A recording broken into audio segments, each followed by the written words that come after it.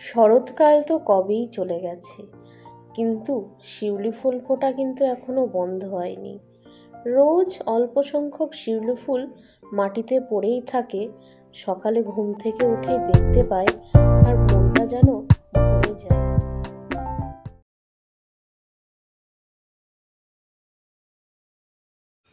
রোজই তো রান্না বান্না দেখাই, প্রতিদিনই, আজকেও দেখাবো। তার মধ্যেও মনে হলো বাড়ির কিছু গাছপালা আপনাদের সাথে শেয়ার করি। আপনারা কি বলতে পারবেন এটা কি গাছ? হয়তো পারবেন না, আবার হয়তো অনেকেই পারবেন। এটা ভিডিওর লাস্টে আমি আপনাদেরকে জানিয়ে দেবো। এবার চলুন পালং শাক দেখাই। আমাদের বাড়িতে এরকমভাবে পালং শাক বুনেছে, তারই কিছুটা আমি আপনাদের সাথে শেয়ার করছি। এখনো পাতাগুলো খাওয়ার মতো হয়নি, কেবল বড় হচ্ছে, তবে কয়েকদিনের মধ্যেই বড় হয়ে যাবে। পালং শাক তো খুব তাড়াতাড়ি বাড়ে। আরও অনেক রকম গাছ আছে, আমি আপনাদের সাথে আস্তে আস্তে শেয়ার করব।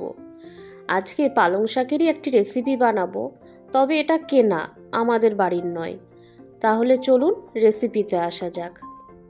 এখানে পালং শাকের শীষের সাথে সাথে রয়েছে মূলো, আলু, বেগুন আর শিম, যেগুলো আমি কেটে ফেলবো এখনই।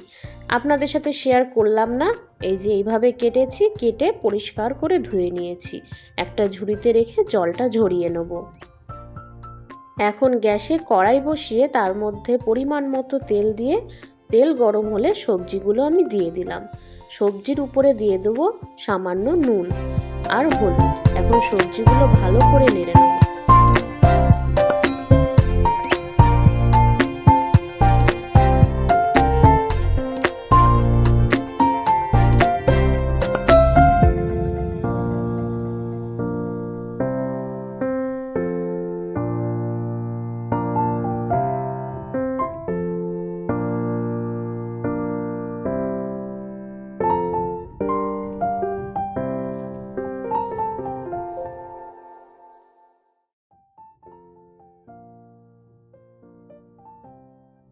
প্রথমে দেখে মনে হচ্ছিল এক কড়াই সবজি, কিন্তু দেখুন আস্তে আস্তে সবজিটা কতটা কমে এসেছে।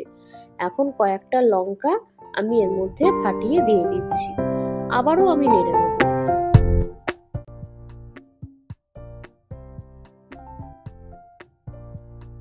সবজিটা ভালো মতন ভাজা হয়ে গেলে একটা মশলা অ্যাড করলাম, যার মধ্যে রয়েছে আদা, জিরে আর কাঁচা লঙ্কা বাটা। এখন মশলাটা সবজির সাথে একটু কষিয়ে পরিমাণ মতো জল দিয়ে দেবো। আমি চচ্চড়ি জিনিসটা বেশিরভাগই 2 ফোড়নে রান্না করি। প্রথমে সবজিটা ভেজে নিয়ে জল দিয়ে সেদ্ধ করে নিই, তারপরে আবার কড়াইয়ে তেল দিয়ে ফোড়ন দিয়ে সবজিটা দিই, যেটা আপনারা রান্নাতেই দেখতে পারবেন। জল দিয়ে দিলাম। এখন সবজিটা একটু সেদ্ধ হওয়ার জন্য গ্যাসের ফ্লেমটা কমিয়ে রেখে দেবো।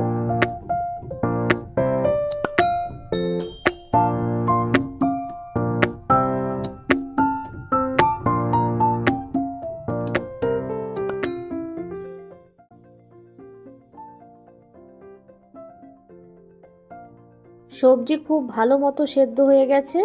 এখন একটা জায়গায় ঢেলে নিয়েছি, আর ওই কড়াইয়ে আবার রান্না করছি।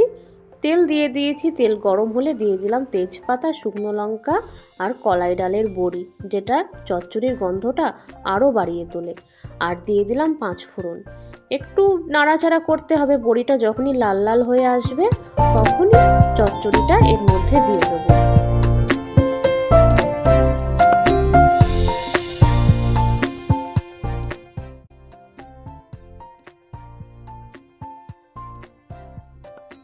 নাড়াচাড়া করেই দিয়ে দেবো স্বাদ অনুসারে চিনি।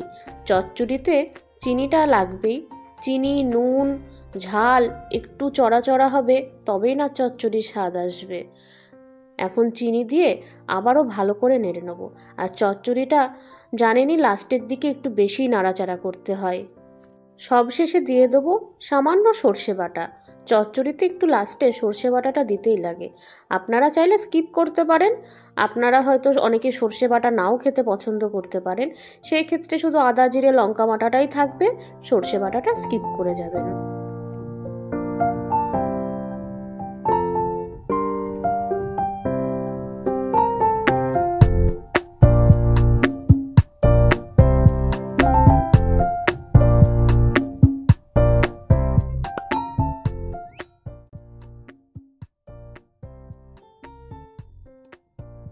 ওই যে ভিডিওর প্রথমে আপনাদের যে গাছটা দেখালাম, বললাম লাস্টে জানাবো, ওই গাছটা হচ্ছে মাটির তলার আলু, যেটা আপনারা বাজারে দেখতেই পাবেন, আবার অনেকের বাড়িতেই থাকে এই গাছ, তাই আপনাদের সাথে আজ শেয়ার করলাম।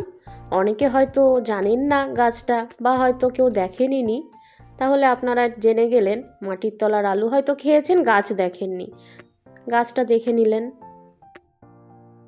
পালং শাকের শীষের চচ্চড়ি আপনাদের কেমন লাগলো আমাকে অবশ্যই জানাবেন।